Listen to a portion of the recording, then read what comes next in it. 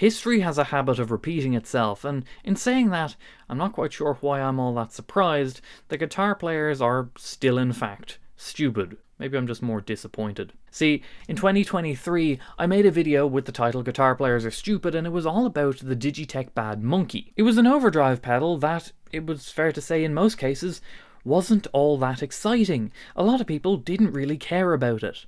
And you could tell by looking at the Reverb price guide, you can tell looking at the sales.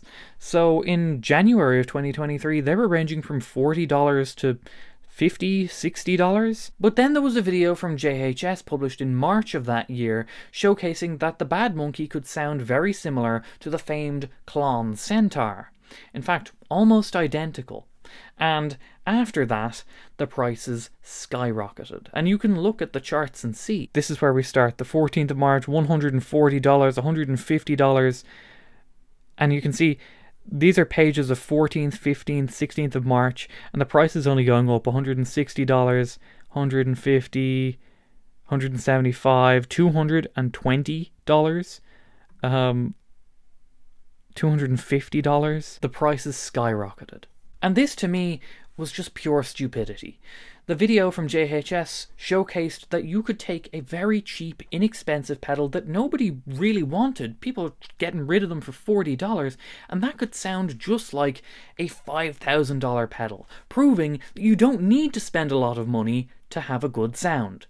And guitar players, the bright sparks that they are, thought, let's make the cheap thing really expensive too. But at least looking at that, you could say that there was a finite amount of these pedals. They had been stocked in production for years, and granted, there was a lot of them made. There were thousands and thousands, but there is a finite number of Digitech Bad Monkeys. You can't say the same for today's topic. Arguably, guitar players are even more stupid now in this particular topic, because of course today I'm talking about the Behringer Klon clone.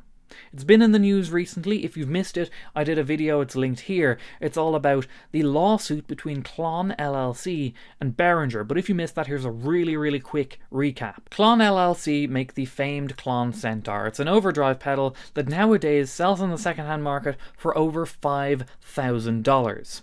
Why? Well, read the video title again. That should kind of give you an indication. But that's not what we're exactly talking about. You see, Behringer are a company that their ethos tends to be they take a very expensive piece of equipment, they clone it, and make it very cheap. That, at least, is my interpretation of the Behringer business model. Don't sue me, Behringer, pretty please. So Behringer did what Behringer do, and they took the Klon Centaur and they made a clone. And that's not particularly unusual. There are a lot of Klon clones. A huge number of them. It's up there with one of the most cloned pedals ever. But we're not just talking about circuitry and sound, we're talking about trademarks and trade dress, the visual cues of the pedal the Klon make. Like the name Centaur. Behringer used the name Centaur. They used the same or roughly the same picture of the Centaur man holding the sword. And they didn't have Behringer written on the pedal, at least on the front. I think it was a sticker on the back. Bill Finnegan of Klon took issue with this because he's got a trademark on the word Centaur when it comes to pedals, and he's also got the trade dress of the overall pedal. And he filed a lawsuit against Behringer. Now, if there's any updates on that case, there'll likely be an update video, but today's video is not about the court case, it's about something else that Behringer have done in relation to it. They've changed several of the visuals the Klon took issue with in their lawsuit. So it was the Behringer Centaur, it's now the Behringer Centaura. Here's a little comparison left to right of what it used to look like and what it now looks like. Three main differences. It's now Centaura instead of Centaur. The horseman is a little bit more well-defined, and he's holding a pointy stick instead of a sword. And it says Behringer on the top instead of not saying Behringer on the top. Those are your three differences. Another thing to note, though, is that Behringer did take down the video as well that Klon had a problem with. So that's also gone. It's also very much worth noting that this could mean several things, or none of these things. It could be a Klon Behringer settlement outside of the court. It could be a a way to get around the court pausing Behringer's production on these pedals that are allegedly trademark infringing. So to get around that, because the courts take years, Behringer have changed them so they can keep up production. That could be a thing. We don't know. What we do know is those are the changes, and the pedal's still available. It's still in production. You can still buy it. But now finally to the topic at hand. The prices for these Behringer Klon clones are ridiculous, and it makes no sense to me at all. See, those pedals, they retail at what, like $60, $70? They're cheap, and they haven't stopped production. They've changed the horseman, they've changed a letter in the name, and they've put Behringer on the front, but that's it. Hasn't changed. So, can someone please explain to me why the prices on the second-hand market have? So look at this. Right now there's only 4 up on the market. We've got one listed for $500, one for $375, $450, $400, and a couple of these, actually 3 out of the 4, are recently listed. Original, now discontinued, first run Behringer Centaur Overdrive in mint like new condition, includes original box and instructions. If that sells, it's a $300 profit. And of course, I know what you're thinking. Come on, you can list anything at any price. It doesn't mean that they're selling. Guys, they're selling.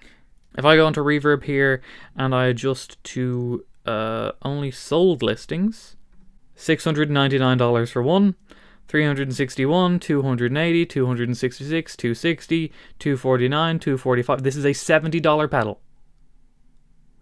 Why? You can go onto eBay too and you'll realize that there's also bids, like this one here, €100, it's got a bid. There was also another one here.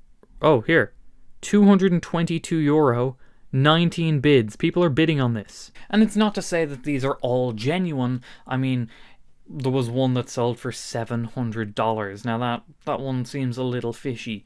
You know, that might be someone who had a few of them, listed one for $700, bought it from himself, and then listed the others for $250 so that it looks like you're getting a great deal because people are paying $700. Maybe they aren't, but they are paying hundreds over the odds. And when you really look at it, you really boil it down, what are they paying for? A slightly different horse picture and a couple extra letters. Behringer's entire selling point is that they make things available for less money, and yet for some reason we seem to be scraping for reasons to try and pay more for them. A handful of small physical changes. You're paying hundreds of dollars for a slightly different small picture of a horse. Yeah, guitar players are still stupid. That's the video. Like it if you liked it, subscribe if you want to, and I'll see you next time. Bye bye.